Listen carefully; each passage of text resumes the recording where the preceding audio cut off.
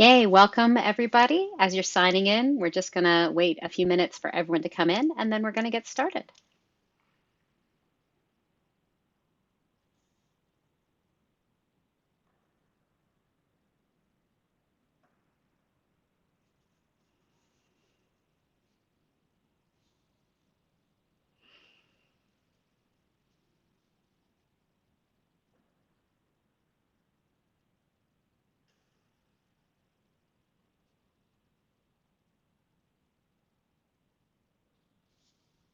If you're just coming in, just want to let you all know that we're just waiting for the last of the participants to log on and then we'll get started in a minute.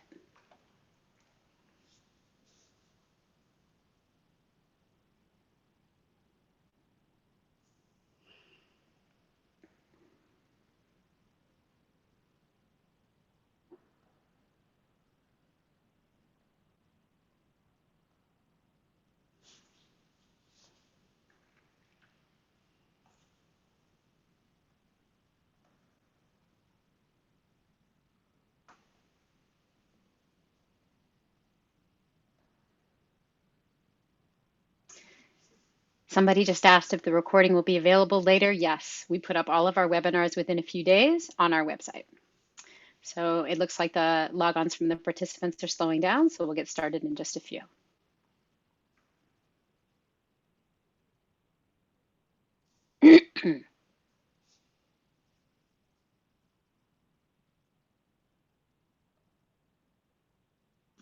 I'm not muted. Can you all hear me? Yes. Okay. Phew.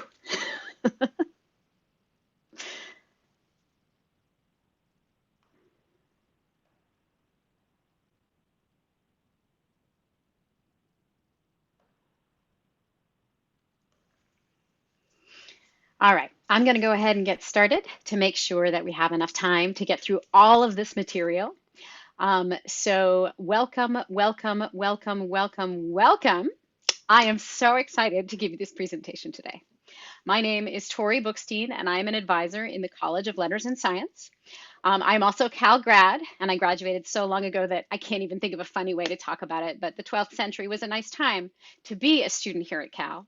And I actually double majored in psychology and practice of art, but I don't necessarily recommend double majors for all students, certainly not for the reasons that I did it. But I'll be getting into that today as I talk a little bit about how to weigh the pros and cons of choices like double majors while you're here at Cal. But what I want you to know is that when I was a student here, I had some amazing times. I also had some really difficult times, and I made some choices that, had I known then what I know now, I wouldn't have made.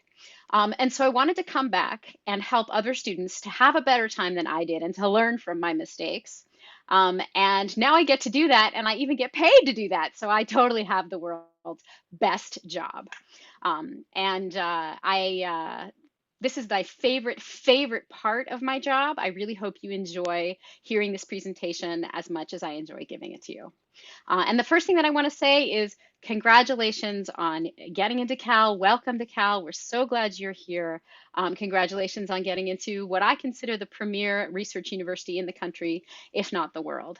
This place is going to be better for you being here, and we're so delighted to have you. I want to tell you a little bit about today's presentation. And the first thing is what it comes from. So the reason this presentation was developed was because of something that happens 150 times a year. 150 times a year, a student comes into my office and starts to cry. And while the student is crying, they will say things like, "Why didn't anybody tell me that in my first semester?" And so I started keeping track of all of the things that students wish they'd known in their first semester, especially transfer students. And I wrote them down, and here they are. You can see them on the screen. It's basically 4 steps to success for transfers in the College of Letters and Science. These are the tools in your toolbox. These are the things that people have begged me to tell future transfers. The other thing I want you to know is that in the chat, you will see a link to this handouts and important links for this workshop. And so the first one you'll see is the agenda, and then there's other stuff here, and I will be going through all of these. I'll be talking about them so you don't have to go through them now. But if you click on the agenda, you're going to see This is today's agenda. So these are the 4 steps. You can see that there are blanks under step 2. That's to keep you awake. So, get out a pen or get your chat thumbs ready so you can write down your 3 jobs as a Cal student. But here's the agenda. And so without any further ado, I'm going to get going. So here are your 4 steps to success in letters and science. Oh, one more thing real quick. Sorry. If you have questions, put them in the Q&A. And we have some chatters who are going to be trying to answer them for you today. I want you to also know that we are having office hours just for you, just for transfer students from 3 to 4 today. And that Zoom link is in the chat already, and we're going to be regularly putting it into the chat. So if you have questions that don't get answered today, if you want to talk more to me or to other L&S advisors, we will be in an open hours Zoom just for you from 3 to 4 today, and that link is in the chat. Finally, I want to let you know that this presentation, when I give it, is usually about an hour and 15 minutes long, and I only have an hour today, so I may be talking a little fast. I apologize for that, but I want to get all the info out. It is being recorded, so you can always watch it in a few days when we post it. You can also come to my office hours or email me. My email is in that document I just showed you to ask me questions if anything is unclear. All right, now, headed forward to your 4 steps to success. Here's the first one. Question the checklist mentality. And if we were all together in a room, which is the way that I like to do this presentation, I would ask you, what's the checklist mentality? But since I'm just really talking to myself here, I will tell you. The checklist mentality is the mentality that a lot of Cal students bring to being a student here, which is, I've got to complete my checklist, and that's all I have to do. I've got to do all my requirements, boom, boom, boom, get them out of the way, and when I'm done, I will have done everything I need to do to graduate and to be successful in my next step in life. And the reason that Cal students bring this checklist mentality is because we've trained you to do this, right? You got into Cal by checking off a checklist, especially transfer students who've completed IGETC. What's IGETC? It's a checklist of things to do. And you all are very, very good at checking off boxes. And in fact, you succeeded. This is an excellent way to get into Cal. The trick is, it's not always the best way to be a student at Cal. Let me repeat. Focusing on the checklist and having the mentality of I just got to get things out of the way and just do what I need to do can actually make it harder to get into grad school. It can actually make it harder to get a job. Let's talk about why. The first problem with the checklist mentality is that you may be too worried about not finishing the checklist in time to actually see if you like your major. And I'm going to tell you today 15 different times in 15 different ways why it is so important if you possibly can find a major that you like at Berkeley. The students who like their major, who love their majors, tend to be the ones who thrive, tend to be the ones who graduate the most ready for the world. Now, you may not have thought about the idea of liking your major as something that maybe was a possibility here. A lot of transfer students will sort of respond to me with, I didn't think that I could change my major. Like, it doesn't matter if I like it. I'm here, right? But here's the thing. Transfer students in L&S, you can change your major. You may have heard that you can't, but you can. Now, changing your major isn't necessarily the easiest thing. It can make your education take longer. It can take a lot of steps. You might not choose to do it, but I want you to know that you can. In addition, you may be asking yourself, who has time to figure out if I like my major or to change my major? I only have 4 semesters, right? Get in, get out, get on with your life. Why would I spend time on that? But here's the thing, that's also something that has kind of a little bit of a loophole, because some transfer students stay a little longer than 4 semesters. Now, 4 semesters is sort of what we guarantee. That's what you get, no holds barred. That's the minimum that we promise that you can have. But if you keep your units low, it's pretty easy to get access to a 5th semester. And for certain special projects, our deans will usually, and it's not a guarantee, but our deans will usually consider letting a transfer student stay another semester for things that we know you don't have a lot of time to do in your traditional 4 semesters, like study abroad, UC Berkeley in Washington, D.C., writing an honors thesis, or changing your major, which can add time to your plan. So if you remember nothing else of what I tell you today, I want you to remember this. As a transfer student in the College of Letters and Science, you have time. You have the time to do this right. You have the time to do this well. You have the time to change your major if you want to. and you have the time to actually even have a little fun. Now, let's talk about some majors that can lead to sort of people being surprised and thinking about maybe changing. Not that these aren't wonderful departments, because they are. But the first two majors you'll see up here are the two majors that I majored in back in the 12th century when there were dinosaurs on campus. And I double majored in psychology and practice of art. And I picked the psychology major because I thought that psychology was going to be about empathy, therapy, counseling, and social justice. And at some schools, it is. But at Berkeley, in the time that I was here, there was a real biological focus. It was sort of more about rat brains and neurons and REM sleep and the biological hormones that affect our feelings. And so, rat brains, social justice, not a lot of overlap. But I didn't know any better because I never questioned my major. I never investigated my major the way that I'm going to teach you to today. And so I figured I was going to get the counseling stuff eventually. So I get to my senior year and I'm like, okay, I finished all the rat brain classes. Where are all the therapy classes now?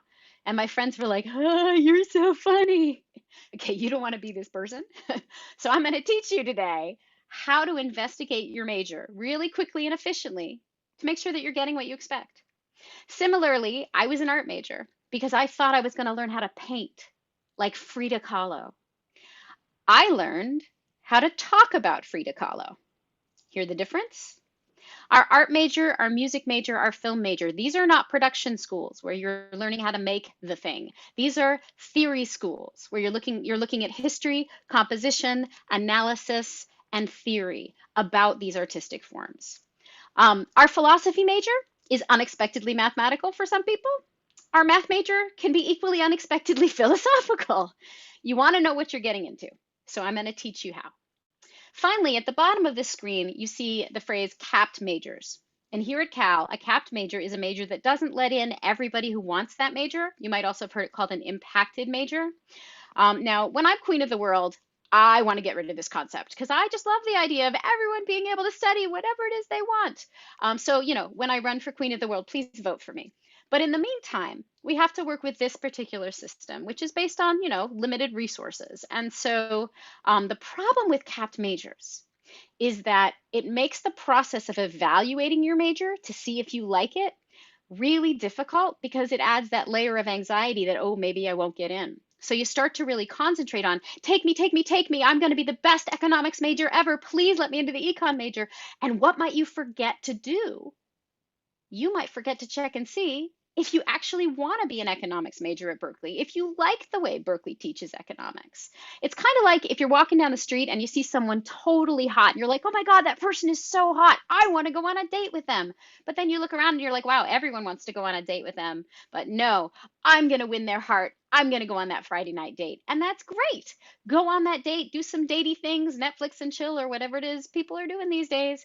But you wouldn't marry them because they're hot. You marry them because you want to talk to them all night. And that is how we want you to feel about your major. Ideas you want to discuss all night. So when you're looking at a capped major, I really encourage you to believe in yourself, believe that if it's the right major for you, you've got a good chance of getting in, but is it the right major for you? Will it please you? You are all brilliant students. Any department would be lucky to have you. So do you like how Berkeley teaches economics, how Berkeley teaches psychology, how Berkeley teaches computer science, how Berkeley teaches statistics? Check it out because we want to make sure that you're not just begging to be let in, but also that you're thinking about whether it's a good fit for you. Kind of like if you saw that hot person in the street and you're like, okay, turn around, let me see the backside. I want to make sure I'm as attracted as I think I am. All right, the second problem with the checklist mentality is that you may continue on a path that is not right for you or that is not well designed because you've never questioned it. And I know this story really well because it happened to me, because I decided on the psychology major when I was 12 years old and living in Michigan. Because I would say, I want to help people. And people would be like, oh my gosh, you're such a nice little girl. You should be a psychology major. And I was like, okay. No critical thinking went into this decision at all. I didn't know that I was going to Berkeley. I didn't know how Berkeley studied psychology. But every year when I was 14, 16, 18, 20, I would say, I'm a psychology major. And people would say, that sounds really good. We approve. You're not going to starve to death. And we see this happen all the time. That if a major sounds like it's going to be a good fit, like you're going to make a living, people tell you, yes, that's a great idea. And you never end up questioning it. We see this especially in majors that sound practical, like they're going to give you a good salary, like economics, biology, statistics, data science. One sec. So you major maybe in economics because you took one econ class, you liked it, but everyone says, oh yeah, major in econ, it's a great idea, you'll get a great job. And here's the thing, they don't say this about everything. What do they say if you say you're going to major in art history or Celtic studies, right? I don't know if any of you have had this experience, but their heads sort of go boom, right? People get really worried. People will grab you at a family dinner and be like, you cannot major in art history. You can't do that to the relatives that raised you. You're going to starve to death. Like it really frightens a lot of the people around us sometimes when we pick a major that doesn't sound solidly money making. But here's the thing. When people grab you and say, I'm worried about you because of your major choice, they're actually doing you a really frustrating favor because they're forcing you to question your major. If you still major in art history, even when everyone around you is like, this seems like a terrible idea, are you sure? Then you're going to be majoring in art history because you're going to have taken the steps that I'm going to teach you today that will let you know what you're going to get from your art history major and what you're going to do when you graduate. You will have visited the classes at Berkeley, and yes, you love how we teach our classes. You will have talked to the professors and found out, yes, I love the research questions they're asking. And you're going to go to our 2 career centers that I will tell you about later today. And you're going to make plans for whatever is the first job that you want after you graduate. You're going to be getting those job skills together so that you can interview well and land that job. So it is super important to prepare for our futures. And sometimes the people who major in majors that scare other people end up being better prepared because we've been so pushed to make sure we're going to be okay. So you all owe it to yourselves to question your majors this semester, even if everybody around you has thought that your major was a perfect fit forever.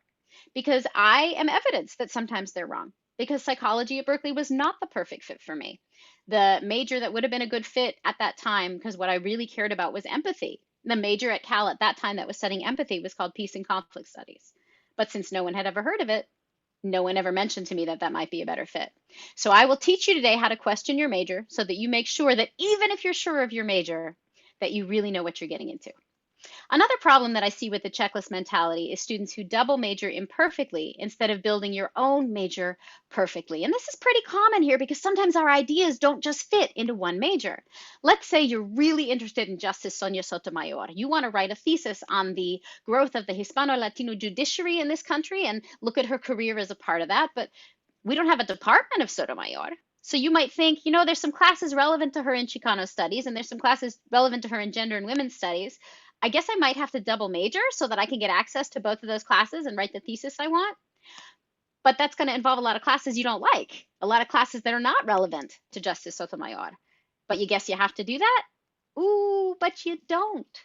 Because you can create your own major. We have 2 make your own majors in this college, and you could take 2 upper division classes from Chicano studies, 2 from gender and women's studies, and 2 from legal studies, and pull them together and write a thesis just, again, on the ascendancy of the Hispano-Latino judiciary in this country, say that 5 times fast, and never spend a second in a class that you don't love without a really good reason.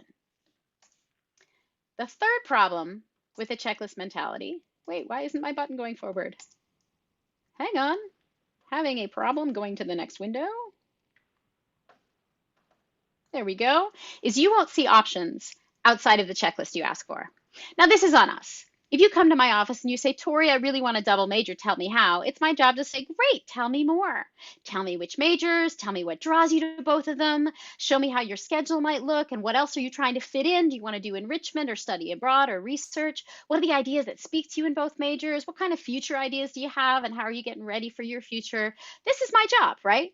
This is why they pay us advisors the teeny tiny bucks, is to make sure that your time at Cal really does include wonderful things for you, some of which you might not have thought of. But here's the thing. If you're the 50th person in line outside my office today and there's 50 people behind you, and I just got a phone call from my kid's school that he ate a frog and I have to take him to the doctor, then when you ask, Tori, how do I double major? I might just say, here's how you double major, and that's it. And you have missed out on everything else that I might have between my temples that might be helpful for you, that might be new ideas for you, that might connect you to new things. So your job is to not let us do that to you. You do need to know your requirements, right? You do need to walk into an advisor's office once or twice a year and be like, hey, what are my requirements to graduate? How am I doing on those? But not just that question. The other times you walk into our offices, instead of just what are my requirements, I really encourage you to ask, here's what I'm interested in.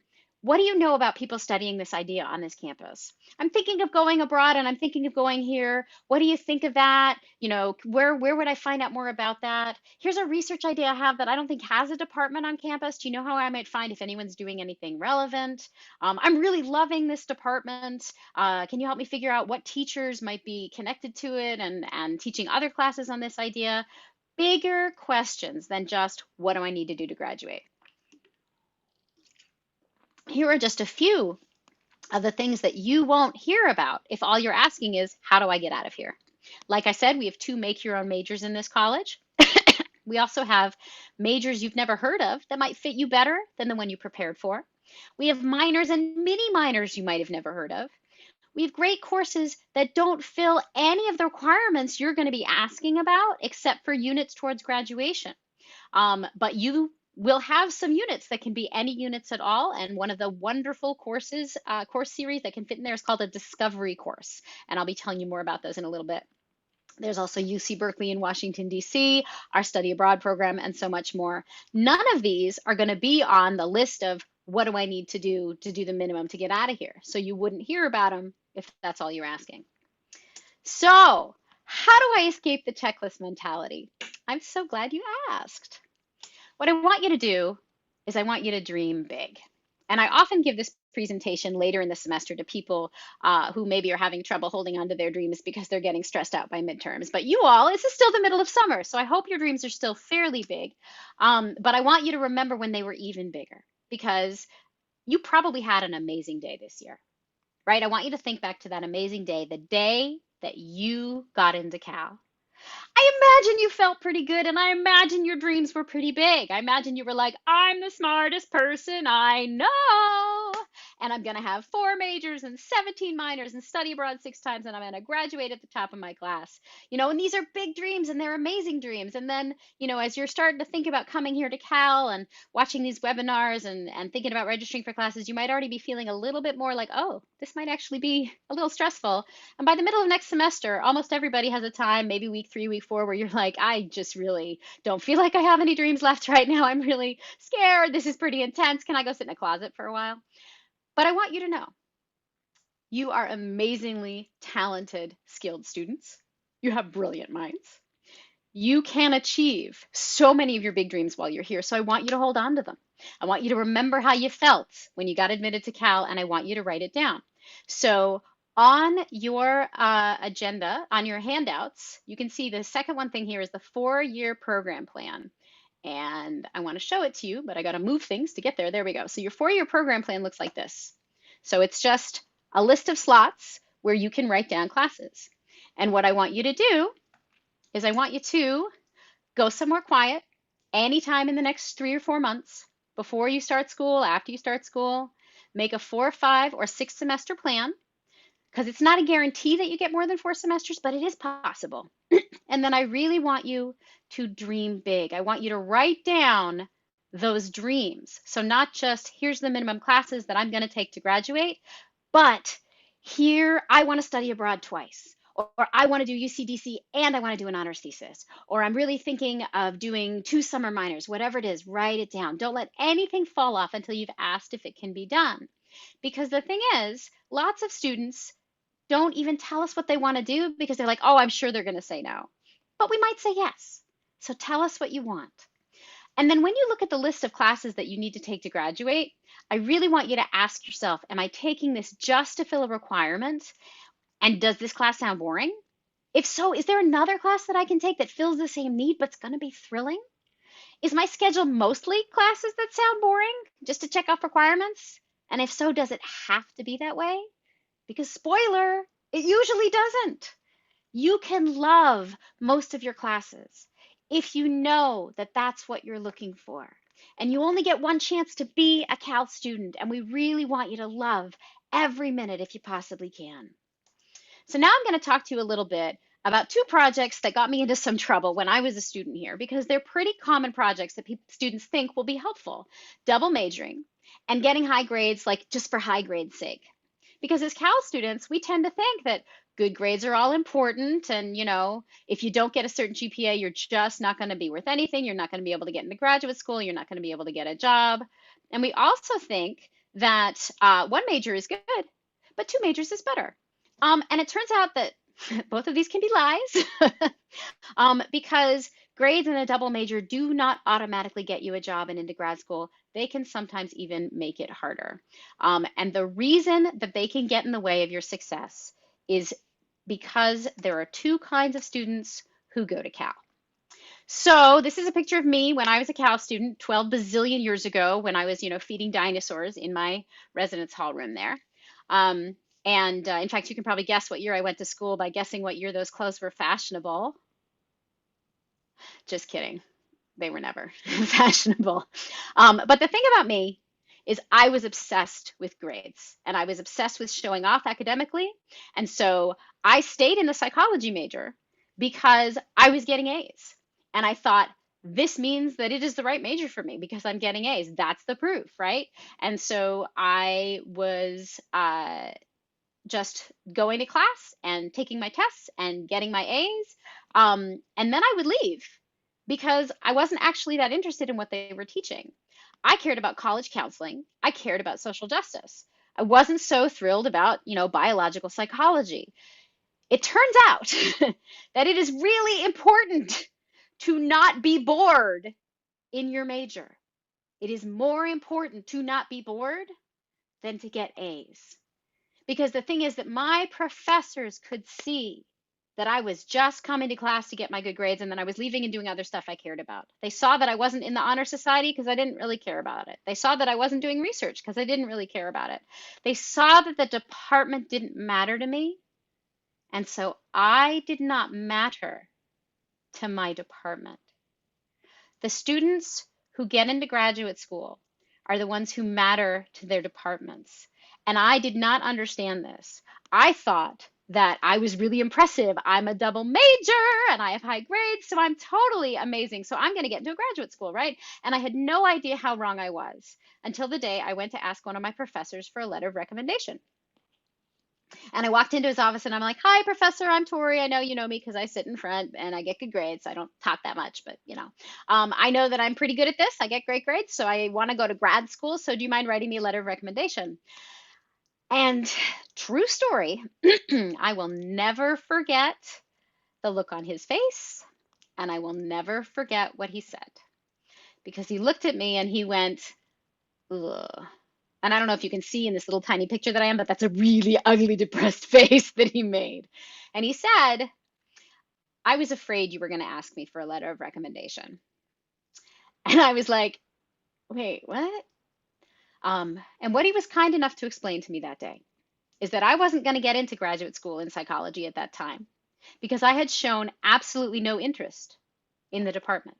I'd shown absolutely no interest in the research questions of the department or in the process of being a psychology researcher. The students who get into grad school are the ones who care about the topic that they're applying to grad school for, which is often your major. The students who are so excited that they can't even hold it in. The students who are like, oh my God, professor, that reading that you sent out was so amazing that I actually went on Google and I found 7 other articles about it. So I printed out copies for the whole class. Can we pass it out? Can we talk about it today? Would that be okay? And oh, I'm really sorry that I scared you outside of your lab. I'm not a stalker. I just really want to join your research team. And I even have my own goggles. Please, please, can I work with you? If you are scaring people, because you're so excited to talk about the ideas in your department, doors will open for you that never opened for me, Tori Bookstein, with my great grades and my double major. Your professors will change your life if they are enjoying the conversations that they have with you about ideas. Your professors will say things like, yeah, why don't you pass those handouts out? And in fact, why don't you facilitate the discussion?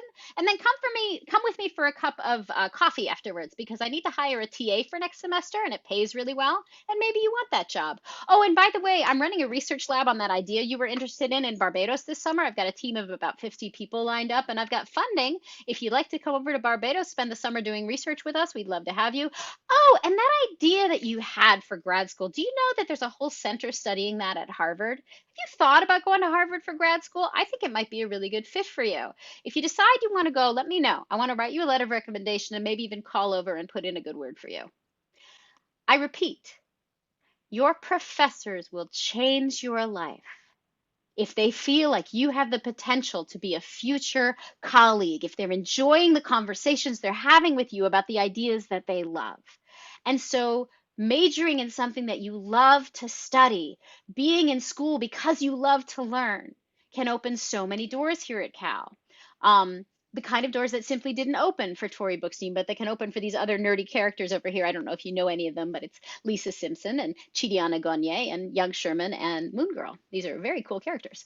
And they all love to learn. And I was not one of these people. So I figured I wasn't going to get into grad school, so I should apply for jobs. And I was like, well, I have a great GPA. I have a double major. I'm impressive. I'm going to get interviews and I'm going to get jobs. And I was half right because I got interviews, but then I never landed the job because of something that happened in every interview. Whoops. Where's my cartoon? There we go. In every interview, they would ask me, what are your job skills? You're good at school, but what else can you do? And I was like, I just spent 18 years learning how to be good at school. Was I supposed to be doing something else? They didn't find this funny. And here's the thing, I worked when I was in school, but I chose jobs where I could do my homework. So instead of becoming more and more responsible, learning how to supervise, learning job skills that I could talk about in an interview, I was focusing on my transcript and focusing on those grades. And it turned out that that was not a way to land these jobs because of this job skills question. And we'll be talking more about the job skills question in a bit. So it turns out, though, that there are two good reasons to double major and to get great grades.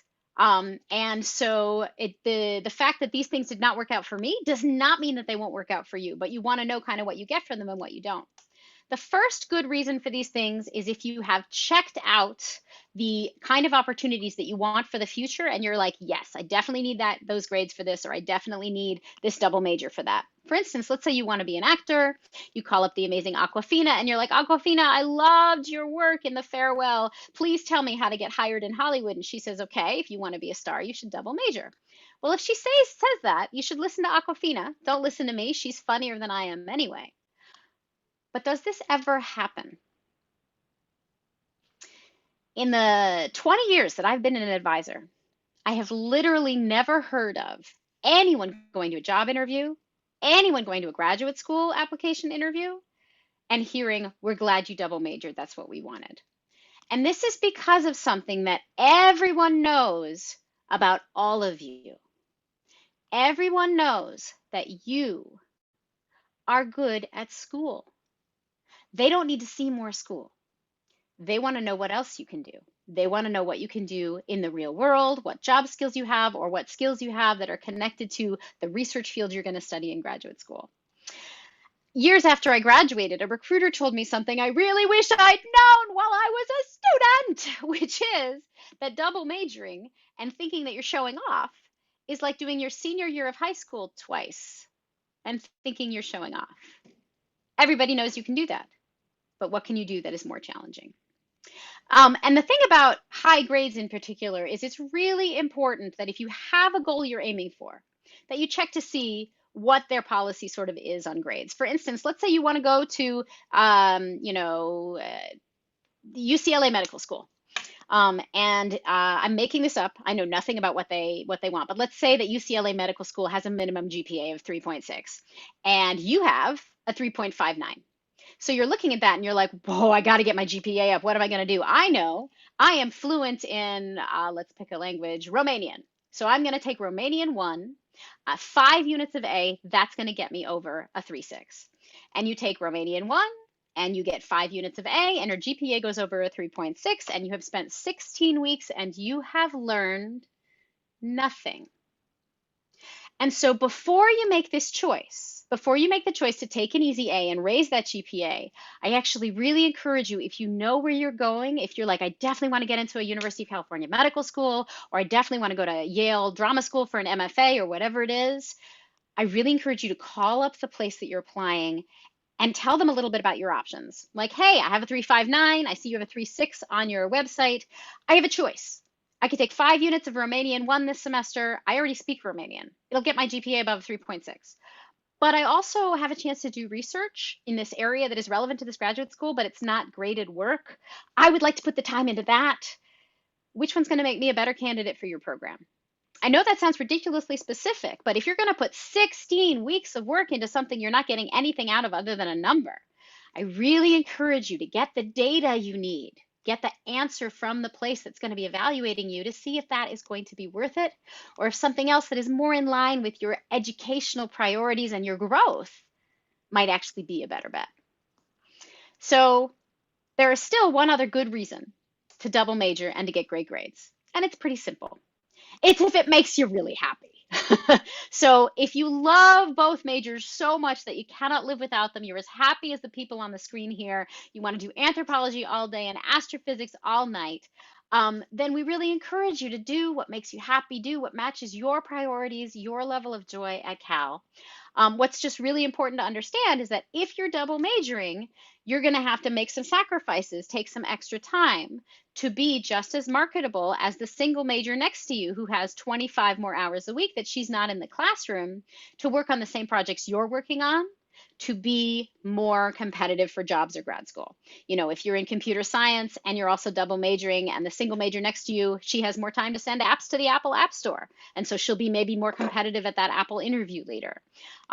So now that you've heard me talk about this, I know that you know you're going to have to set aside time to work on whatever it is that are your priorities, whatever's going to impress in your job interview or in your grad school application, because they're not going to care about the double major. But if you love the idea of a double major, I want to let you know, I'm not saying don't do it. It might be a wonderful choice for you. You just have to be able to be aware of what you get from it and what you don't. So the next question after double majors is always pretty predictable. Say it in your head. What's the next thing she's going to talk about? Probably at least half of you said minors. So the thing about minors is, again, students often pick them for reasons that don't end up paying off. We hear students saying, oh, I'm sure that'll be helpful in the future. I assume that'll be helpful for my career, and they're not always right.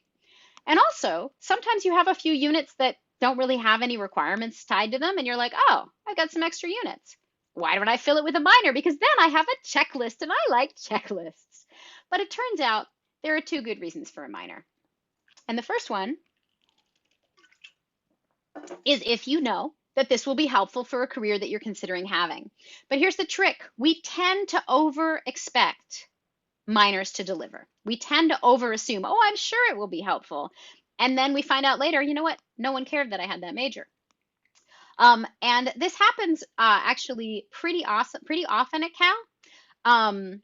Actually, I'll get to that in a minute. But so the thing about assuming that a minor will be good for you is we really encourage you to get the data. We really encourage you to check. So I'll tell you my favorite story. So I had a student who wanted to teach in the Los Angeles School District, and she was bilingual in Spanish. And she figured that would probably be a selling point since there are a lot of families in LA that are monolingual Spanish. So she thought about it and she's like, how can I tell the district when I apply for that job? How can I prove to them that I'm fluent in Spanish? Maybe I need to minor in Spanish so that it's on my resume and on my diploma. So she looked at the minor in Spanish here at Cal, and it's a minor in Spanish languages and literature, and it has 5 upper division classes, 20 units in Spanish literature. And she looked at those and she was like, wow, that's not my thing. That looks kind of boring. Now, for some people, it would be amazing. It's a great department. But for this student, it was not her thing. But she did the same thing that I think probably any of you would do. That is a very typical Cal student reaction, which is it doesn't matter if it's boring. If I have to get through that hard, boring thing in order to get to the goal that I want, of course I'm going to do it. I'm a Cal student. I am going to land that LA job, and this is the way to do it. But before she did that, she did something really smart. She called up the district. She called up the district and she's like, hey, I want to work for you as a teacher someday. And I'm bilingual in Spanish. And I'm wondering if that makes a difference. And I'm wondering how I show you I'm bilingual. Should I maybe major in Spanish? Would you need that on my transcript? And they were like, girl, just tell us you speak Spanish in your cover letter. Because we don't care if you've read Cervantes. We just want to know if you can talk to our students. And so she saved herself 20 units that would have been really boring for her and really wasteful because she double checked her assumption that they would be helpful. She checked the data. The other good reason to do a minor is if you love all 5 classes so much, you cannot live without them. Because if you don't, then what you're doing is might as welling yourself into a minor and might as welling yourself into wasting time, effort, and tuition money. And this is so common here at Berkeley. So I want to tell you a little bit how it often works. You take 3 education classes and you love them. They're awesome. And you're like, woo, if I take 2 more education classes, I can get a minor. And I'm assuming that that'll be helpful. I just figure it probably will. And then you look at those 2 extra classes and you're like, those classes look really boring. But it's just 2 classes. I'm so close. I might as well finish it. Can you hear yourself saying that? This is so common here because Cal students, we really like to finish what we've started. But the thing is, 2 upper division classes, that's 8 units. And you take between 6 and maybe 18 units when you're here as a student, depending upon your particular case. So if you're a student parent and you're only taking 8 units, those 8 units are your entire semester. If you're enrolling in 13 units, which is sort of a basic minimum load, that's more than half your semester. If you're in 16 units, which is a lot, it's half your semester. That is a lot of time for 2 classes that you don't like. And then our semesters are 16 weeks long. That is a lot of time. And our semesters cost you thousands of dollars in tuition. So thousands of dollars and 16 weeks of work for 2 classes you don't like, for a minor that it might turn out that you don't need, but you didn't check, you didn't do the research. Because Cal students don't like to leave things unfinished. We like to finish our plates. It's like if you ordered this gorgeous thali dinner that I have here on the screen, and you were like, oh, the papadam was wonderful, and the raita was terrific, and the chicken tikka masala was perfect, and I love the samosas. They were so crunchy. And then you get down to the dal, which is the yellow soup at the bottom with the little green things in it, in case you don't know. And you're like, oh, bean soup. I'm not such a big dal fan. But I guess I should eat it because I paid for it and I ate everything else. I guess I should finish my plate. No, please, if you don't like the dal, don't eat the dal. We don't want you to spend a second in a class that you don't love without a really good reason, because what else could you do with that time, with that tuition money, with that blood, sweat, and tears that would better match your priorities? All right, moving on to the second section, step 2, know your 3 jobs. And this is the part of the agenda that has the blanks. Your 3 jobs are blanks, so make sure to write them down in your phone or with a pencil, as you know some Neanderthals do.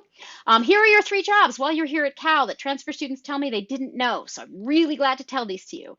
Number 1, find the major you love to study. Number 2, find and prepare for the career you'll love to do. Number 3, learning for learning's sake. Let's start with number 1, find the major you'll love to study. And I do mean find it because you might not know it yet. Let's talk about loving to study something. What does it mean to study? Well, studying is, reading and taking tests and writing papers and maybe doing discussions and analyses, staying up late arguing with people, doing research in a laboratory, taking final exams, maybe doing some crying during exam week. All of that is studying, right? So the major you love to study is the major where all of those activities actually sound awesome. And you wake up in the morning and you're like, yep, I get to go to my bio lab. And you're so happy to go to class. And you can love your major that much. You absolutely can if you know that that is what you're looking for. But What kind of major are we taught to look for? What kind of major does our family tell us over, snacks and dinners? What kind of major do you need to get? The practical major, right? The major where the transcript, the schoolwork will lead you to a job, a well-paying job. So, in the College of Letters and Science at UC Berkeley, there are arguably no practical majors. Surprise! But I'm serious. If you define a practical major as a major where you take yourself into the job interview with your transcript and they hire you based on your transcript, it doesn't happen so much here, and it is not the same at other schools. This is a Berkeley thing. This is a UC thing. If you go to San Diego State, a perfectly fine institution, you can major in event planning and hospitality. And in your classroom, for grades and units, you get trained in how to plan events and how to be hospitable. And if you go to an event planner job interview, you hold up your transcript and they say, I know that program. I see you got good grades. I'm going to hire you based on your transcript. If you go to the same job interview with a UC Berkeley double major in ethnic studies and art history, they're going to be like, oh my God, you are so smart. But then they're going to ask the job skills question. What are your job skills? Because they know you didn't learn event planning in the UC Berkeley classroom. The CSU degree prepares you 100% for the job interview, but for just one job. The UC Berkeley degree prepares you 50%. It gets you in the door, but of any job interview. But then it's your job to get the job skills, to answer the job skills question, because we don't usually give those to you in the classroom. Now, this can be a little stressful, right? You're like, wait, I thought my degree was all I needed to do. You're telling me that when I graduate, I won't have what I need. You're going to be okay, because in just a minute, job number 2, I'm going to tell you where to get those job skills, how to get that done while you're here, so when you graduate, you absolutely are ready for that first job. So I'm just going to ask you to trust me. Just be like, okay, I'm going to trust Tori for a minute that this is going to be okay. And it might be possible to major in what I love to study, make this paradigm shift here from it's got to be a practical major to it can be a major I love to study. Because once you accept that you get job skills outside the classroom and you're going to do that for yourself, that's when the magic happens. Because that's when you're free to major in what you love to study. And if you think back 10 minutes in this presentation that I just did, what do we remember happens to students who love what they're studying? Right? Doors open for them. Professors support them. Professors will change your life if you love your major and you let them know. So, how do you figure out what's the major you'll love to study? So this summer and this semester, I want you all to question your major, including the people who are totally sure, including the people who've known your major since you were 5. I really encourage you to question your major, and there's 2 really easy steps to do it.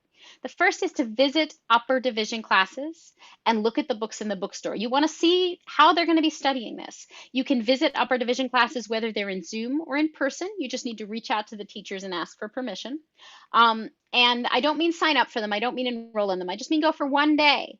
And I encourage you to get access to 5 upper division classes. So for instance, if you're trying to declare an econ major this fall, you're probably going to be enrolled in 1 upper division econ class. Upper division is numbered 100 or higher. So I encourage you to visit 4 more. If maybe you're going to be in 2 upper division classes, like maybe Soc 101 and Soc 150, if you're headed for a Soc major, then visit 3 more. And the other thing I really encourage you to do is take a look at the questions that your favorite department is researching, because you want to care about those research questions, because that's when you're going to want to be in their labs. That's when they're going to want you in their labs. Now, I'm not going to lie. One of 3 things might happen. The first one is you visit these classes and you love everything and it's the perfect major. Yay, you found a major, you're done. Second, you might hate them. I go to all these classes and it's like, oh no. Great, you're done. We'll find you something better, because you can change your major. The third possibility is that you may not love it, but you may not hate it. And you're like, that's good enough for me. And I want you to know that that is fine, because it's not my education. You get to decide what you want to do that matches your priorities. We want your education to be what you want it to be. we do want you to know that the students who love their majors tend to be the ones who say that they feel more supported, who say that they feel more prepared. So if you're not going to pick a major that you really love, if that's not your thing, you might have to do more work to build that support. You might have to do more work to do that preparation. But these are all huge generalities and everybody is different. So, you get to decide how you want to do this. So that is your first job. Your second job, find and prepare for the career you'll love to do. And this can be kind of scary and overwhelming, like, how am I going to figure out my career for the rest of my life? I don't even know what I want for breakfast tomorrow. Don't worry about it. You don't have to figure out your career for the rest of your life. You just need to figure out what's the first job that you want after you graduate from your schooling, whether it's from Berkeley or from further education. I just had a midlife crisis. I know you're not going to know what you want in 20 years, but your career is going to sort of go from that first job. The other thing that can make this easier is remembering that doing is different from studying. Studying is everything I talked about before, reading, writing, crying in the library during finals week, all that stuff. But doing is just one thing. Doing is being paid to make a product. Do you want to be paid to make educated kindergartners, cool iPhone cases, an organized community? Whatever product you want to be paid to make, you want to figure out how to be paid to do that. What job skills do you need to be hired to make that thing? And that's when I really recommend that you go to one or both of our career centers. So here at Cal, we have a career counseling library and a career center, and that is where you can go to say, this crazy motor-mouthed advisor named Tori said that you could help me to figure out what I want to do and how to answer the job skills question, and they will take it from there. They will help you to find a major you'll love to study. They will help you to find and prepare for a career you'll love to do. They will help you to verify if there's a necessary major for the career you want, because I'm saying there probably isn't one in the College of L&S, but you shouldn't trust me. Get the data, and the Career Center will help you get the data. And I want to say this is probably the most important slide in this whole slideshow, because this is what makes the esoteric ivory tower major in what you love, letters and science education possible, is knowing that you've got to keep one foot on the ground. You got to keep one part of yourself in the real world, getting ready to get paid to do something exciting. All right, third job, learning for learning's sake. And this is what transfer students tell me all the time they didn't know they had the time to do, but you do. You have the time to just explore intellectual adventures while you're here. And here are just 5 great opportunities for that scholarship for scholarship's sake. The first one is something that I told you about called the discovery courses. And I'm actually going to stop sharing the screen for a minute because there's a visual effect here. Oh, did I lose my mouse? There we are. So the discovery courses are some of the best courses on campus. They are taught by prize-winning professors, professors who won teaching prizes, Pulitzer prizes, Nobel prizes, and who love students. And students actually stagger out of these classes going, I love this class, I can't wait to go back. And these professors are so energetic. So there's a professor named Alex Filipenko, and I'm going to give you a demonstration. He actually, oh, are people seeing a blank screen? That's weird. Anybody else? We see you. Nope. Okay. Everyone else sees me. Okay. I'm sorry for the person who's seeing a blank screen. Okay. So anyway, this professor, Alex Filipenko, he teaches astronomy, and he will actually leap onto a table, and he ties a donut to a string, and he swings it around to demonstrate planetary motion, and then he throws it off somewhere. And whoever catches the donut gets to eat it. And nobody forgets that lesson.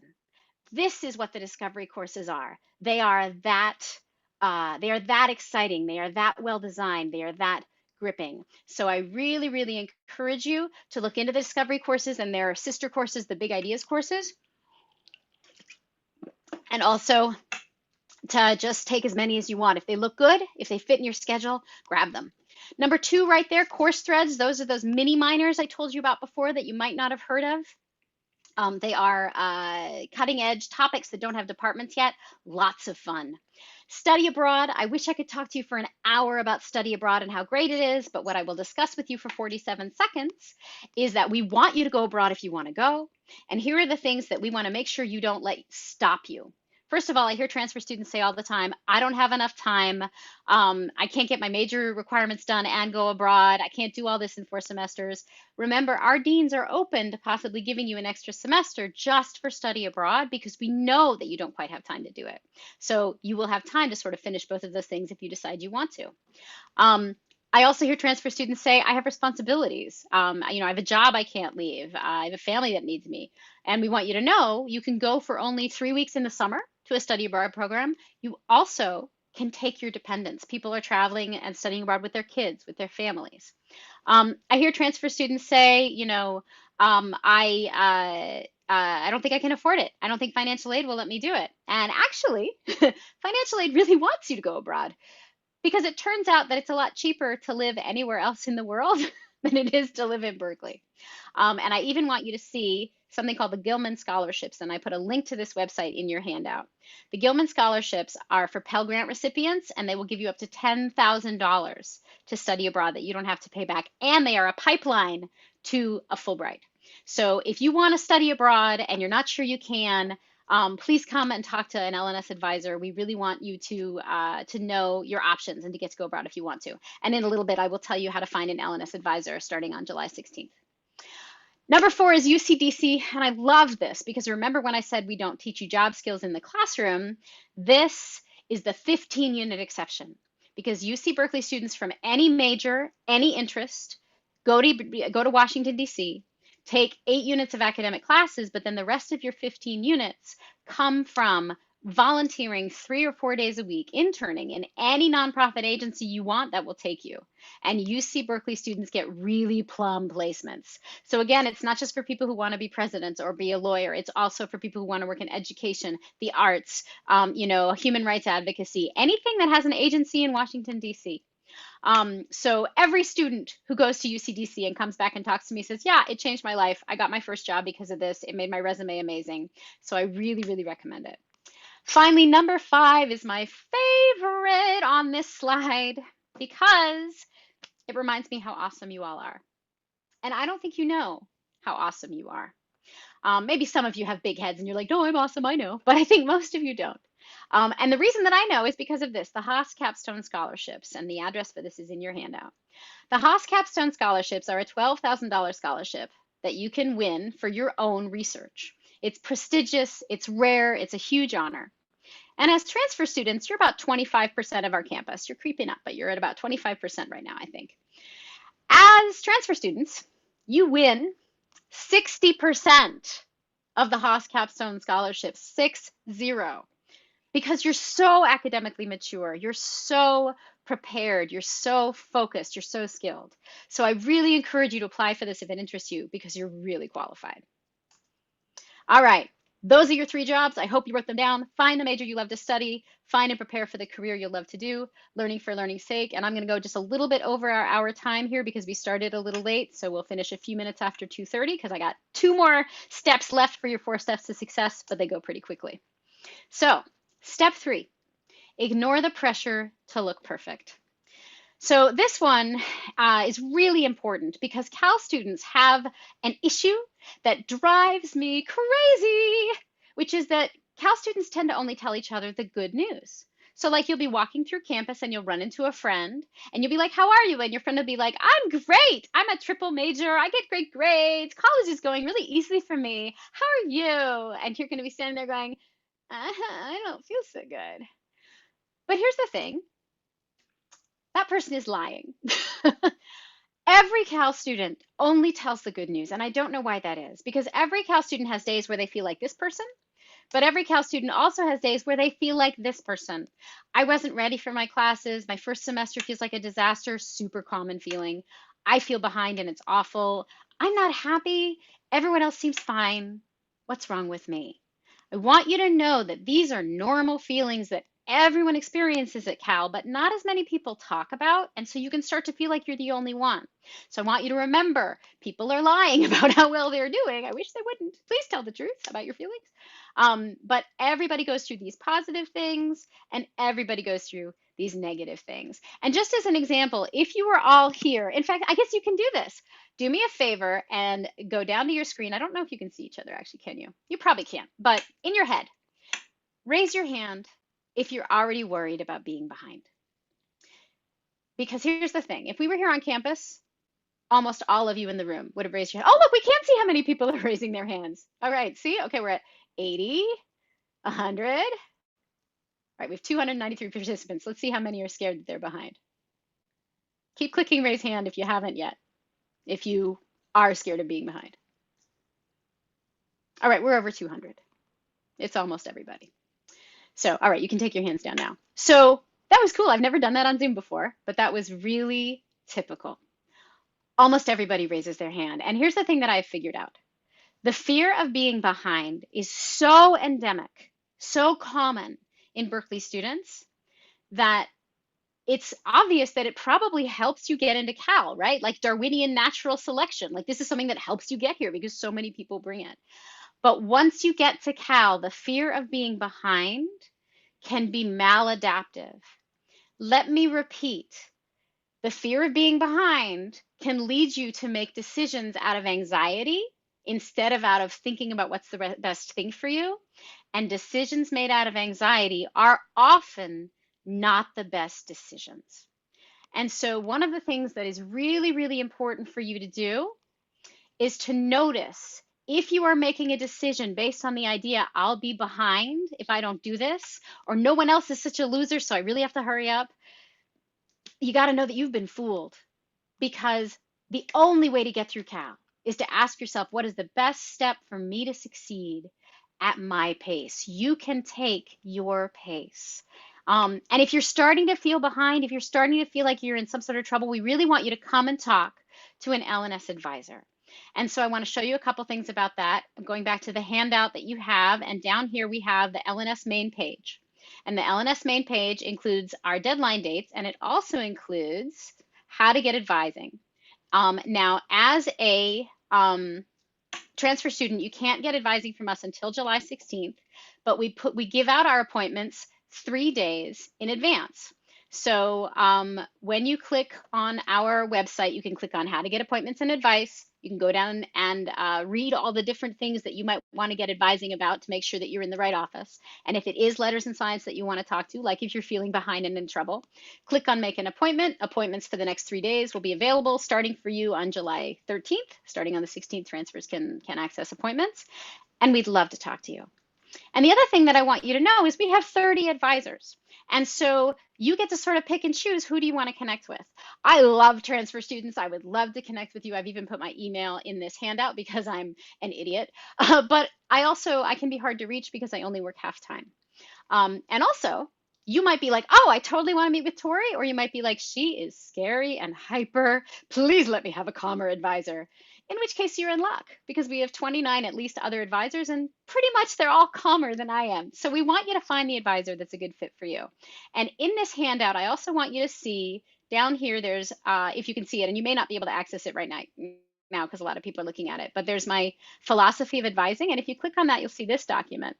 And this is just my philosophy of advising. And so you can look through this and see, oh, does this feel like an advisor I would click with? And most advisors have developed a philosophy of advising, a style of advising, so you can pick the one that works for you. So we really want you to come and see us if you're feeling like you're behind. And 2 other things about this culture of perfection. I want you to know that you can stop going to school if you need a break. So you can withdraw. And withdrawing at Berkeley is different from withdrawing at the community college. At the community college, withdrawing is dropping just 1 class. And that's something that you can do before our deadlines. And there's also a couple of ways to do it after our deadlines sometimes. But at Cal, withdrawing is walking away from all your classes. And it happens sometimes. If you get mono in the middle of the semester and you're sick for 6 weeks, you're probably not going to be able to finish that semester. Now you might, and so we don't want you to decide without talking to an advisor, but withdrawal is one of your options. You can just walk away. We don't punish you, and we save your seat forever. And I want to be super clear about this because not a lot of schools do this, but we save your seat forever because we don't want you to rush back, because this is a pretty intense place. So we want you to be here when it's the right time to be here. So if you need to withdraw in the middle of a semester or take a break after a semester, you can come back in 6 months, 6 years, 60 years, come back when you're ready. We only start saving your seat, though, starting on the first day of classes in your first semester. So you all do have to start this fall before that policy applies to you. But finally, I want you to know about taking a reduced study list. And on the list of handouts and important links, there's a link to our page on our website that talks about reduced study lists. A reduced study list is fewer than our minimum of 13 units, and a lot of transfer students qualify for this. I highly recommend it. As a former disabled student, I think it's really important.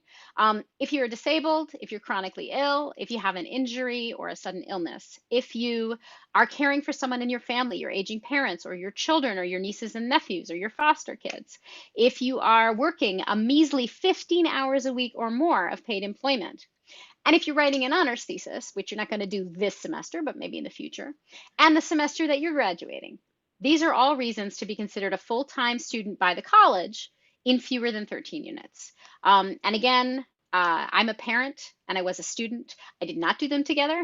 Any of you that are student parents, I'm incredibly respectful of the great task that you're taking on. I mean, all of you in this audience, every transfer student, you are amazing, brilliant people, and you're incredibly capable. And sometimes the best way to get through this education is to think hard about what's the right pace for me. Is it going to be 8 units this semester because I'm a student parent? Is it going to be 6 units because I have a disability? Is it going to be 10 because I'm working 15 hours a week? And you can always talk to an L&S advisor about what's the best choice for you. All right, so let's see. Going on to step 4, know what your transcript means. So again, we're kind of a unique school, and one of the things about our transcripts is, well, actually, I guess this probably isn't that unique, but we're pretty firm about our deadlines, right? And so a transcript, what is a transcript? If you were here in the classroom with me, I'd be like, what is a transcript? And you might say grades, list of classes. The thing is people assume that your transcript really reflects only your talents and skills and your hard work, right? But this is a dangerous fantasy because your transcript at Berkeley is 50% talent, skills, and hard work, and 50% something else. It is 50% your bureaucratic skills, your ability to follow the rules of the bureaucracy, which is an important skill to build, but you want to know that you have to do it. Let me explain how this works. If you don't go to class, if you don't do your homework, if you try really hard but you just don't get it, you might get an F. That might be a class that you would use your late drop for, which we'll talk about in a minute. But also, if you sign up for a class and then don't attend, if you're not finishing an incomplete grade that you get, if you get added from a wait list without your knowledge and you never attend class, if your computer crashes while you're trying to drop a class and you forget to try again, you will get the same F. On our transcript, bureaucratic failures are equal to academic failures. They look exactly the same. So you don't want to let this happen to you. To put it another way, we value, because we have to, because we're a 40,000 person campus or whatever size we are at this point, we value your ability to do well in an upper division history course with however many hundreds of papers you have to write and hundreds of pages you have to read or whatever it is. I'm exaggerating a little, but it's a big deal, right? To take an upper division history class at a research university. We value your ability to do that equal on your transcript with your ability to hit one button to drop that class before a deadline. So you need to value them equally too. So here's how. First of all, you want to know your deadlines. And so I want to show you again, although I don't know if you can get there. In the handouts link, there's a link to our main page, which usually has deadline dates on it, but we haven't updated that page for fall yet. So I also put in here a direct link to Letters and Science deadline dates for fall 2021, which is over here. And you can just see we have 5 deadlines here. I don't have the time to explain them here, but we can explain them in the office hours, or you can talk to an L&S advisor anytime about which deadlines mean what. But it's super important to know your deadlines. We want you to check Cal Central before each deadline. Make sure you're registered in what you think you're registered in. If things at any point start to go badly, we want you to reach out for help as soon as you know. Come and talk to an advisor anytime. We all love transfer students. We're all excited to work with you. There's also transfer satellite hours where if we get to be physically on campus again, we'll be in the transfer center and you can see us there, which is so much fun. And then the last 2 details on this screen are very important. First of all, every L&S student gets 2 freebie drops in 1 semester. What does that mean? It means if you miss all the deadlines, but something goes wrong, you catch mononucleosis or whatever, you can change up to 2 classes in a semester after the deadline. You can drop one, you can change one to the pass not pass grading option, but you can only do it in 1 semester. If you have any questions about this, or when you have questions about it or think you want to use it, you're welcome to come talk to us. But that's our little freebie for you. You might need to drop a class at the end of November, which is long after our deadlines. This is how you do it, and you get 1 semester to do it. And then finally, at the bottom where it says know that summer is different, there's a summer policy that's really important for you to know about. And if you're in Transfer Edge this summer, it does not apply to you, I don't think, because you're not yet in Letters and Science. But starting next year, when you're in summer, if we don't change our policy, and it could change at any time, the current policy is in Letters and Science, you can drop any summer class up until the day of the final or change the grading option. And the reason I'm emphasizing this to you so clearly is because it isn't really written down anywhere. This is something that just you should never be trapped in a summer class you don't like as long as this policy stands, because you can drop it up until the day of the final. But because the summer sessions website is for all of the colleges, they can't specify that. So it's specified on our website under drops, but it can be hard to find. So please, so it's not that it's not written down anywhere, but it can be hard to find. So please know you should never be trapped in a summer class that you don't like, that's not going well, because you can drop up until the day of the final.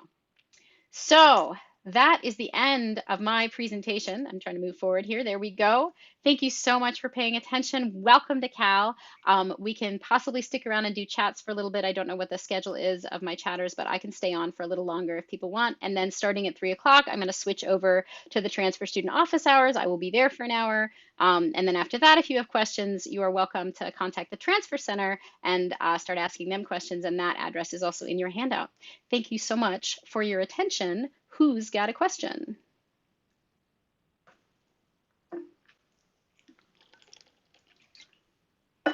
Hey, Tori, we have time for just one question. And so if Lauren, Sylvia, or Luis or Emilio want to share one question that they saw a lot come up, that would be good.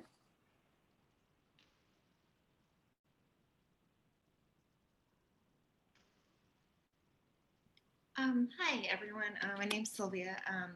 A question or theme that I've been seeing a lot is just questions about like delays on high school, or not high school, but like I guess these certificates, basically clarification on how to contact admissions. So I was hoping we could address that. Yeah, that's actually totally not my specialty. Anai, I'm actually wondering, you're so good with like details and procedures like that. Is that something that you sort of know by heart? Yeah, so if a student is having any issues with like submitting transcripts late, like, oh, my exam scores are going to be late, or there's an issue with like my IGETSI certificate, that all has to do with admissions, because that's kind of like the conditions to admissions that you needed to get in. So it would be connecting with the admissions office on that. They have like a virtual front desk that you can check in with. You could also contact your advisor through your MAP portal, MAP at Berkeley, and on your Cal Central, under my dashboard, there's also a section on like admit changes, I think it's what it's called. And so there's a place where you can submit forms if things need to be updated. So there's a couple of ways to reach out. So yeah, so that would be my recommendation. All right. Well, since we only had time for one question, because we have to get everybody wrapped up, and I see from this person saying that you did contact admissions. So what I would suggest actually, Anai, did you also already mention the virtual front desk? Because I got distracted for a minute. I did, but you can talk more about that. I would head to the Cal Central virtual front desk, like Anai said, and just be like, hey, I've already contacted you. I'm really concerned. Can someone give me a solid answer? And I apologize for the bureaucracy. So if you have more questions and have more time today, feel free to pop over to the transfer student office hours that we're having starting at 3 o'clock. It is an absolute joy to talk to all of you. Again, welcome to Cal. We're so happy to have you. And we're looking forward to meeting with you if you want to meet with L&S Advisers starting on July 16th, anytime throughout your time here. Take care, y'all.